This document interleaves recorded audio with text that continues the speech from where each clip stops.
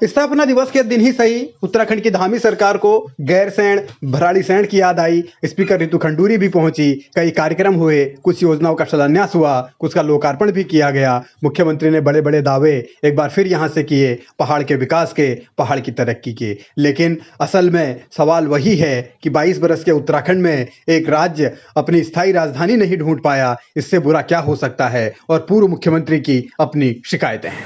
2014 में अत्यधिक चिंताजनक स्थिति में मुझे उत्तराखंड के मुख्यमंत्री का पद संभालने का सौभाग्य मिला और मैंने उस अवसर को राज्य के सौभाग्य के रूप में बदलने के लिए जो त्रासदीग्रस्त राज्य था उसको उबारा, सबके सहयोग से उबारा, सबके मार्गदर्शन से उबारा।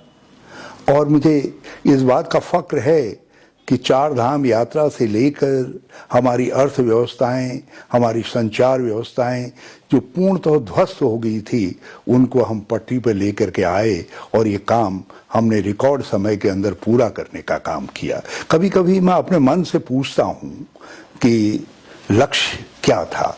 लक्ष्य था, जब मैं मुख्यमंत्री पद संभालने के लिए चला था तो राज्य आंदोलन की उस मूल भावना के अनुरूप ढालने का प्रयास करूंगा, उन प्राथमिकताओं को आगे बढ़ाने का प्रयास करूंगा जो प्राथमिकताएं 14 वर्षों तक कहीं नेपथ्य में चली गई थी। और मैंने उसी आधार पर काम किया ताकि हिमाचल की तर्ज पर हम भी एक व्यवस्थित राज्य के रूप में आगे बढ़ सकें। समय कम था, अवसर हमने जो प्रारंभ किए थे, आगे आने वाले लोगों ने उसका लाभ नहीं उठाया। इसीलिए आज हम एक पलायनग्रस्त, एक समस्याग्रस्त, एक चिंताग्रस्त राज्य के रूप में खड़े हैं। आज इस स्थापना दिवस पर हमारा संकल्प होना चाहिए कि हम उन बुनियादी उसूलों पर अपने राज्य को खड़ा करें जिन बुनियादी उसूलों के लिए इस राज्य का निर्माण हुआ था।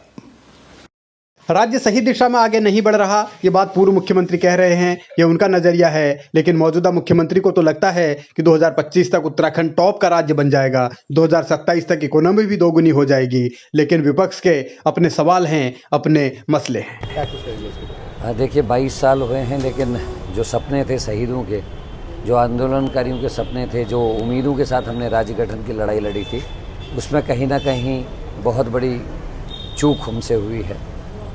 आज हाकम सिंह पैदा हो रहे हैं, अंकिता मर्डर केस आपने देखा है, आतंकवादी पकड़े जा रहे हैं, इकोनॉमी एकदम डाउन चले गया। 1 लाख से करोड़ से ज़्यादा का कर्जा आज उत्तराखंड में, हर बच्चा 26,000 रुपये के कर्ज में है। गैरसैंण में पिछले 2 वर्ष से एक दिन के लिए भी सत्र नहीं चलना। ये सारी चीज़ें ऐसी हैं जो चिंता में हमको डालती है।